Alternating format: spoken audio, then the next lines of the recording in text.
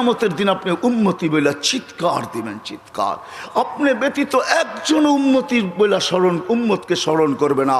আরো 12 জন, 312 জন রসুল আছে, 1.25 লক্ষ নবী আছে, কেউ উম্মতকে স্মরণ করবে না। আরে উম্মত তো দূরের কথা, আল্লাহ রসুল চিত্র তুলে ধরতেছেন আমাদের সামনে। আম্মা জান জিজ্ঞাসা করছে কিয়ামতের মাঠ কিরম কঠিন হবে। আয়েশা রাদিয়াল্লাহু তাআলা আনহা, তো আল্লাহ রসুল বলছে ইয়াউমুন আসির, বড় কঠিন হবে। আয়েশা বলে ইয়া রাসূলুল্লাহ, কঠিন বলতে কি বুঝান?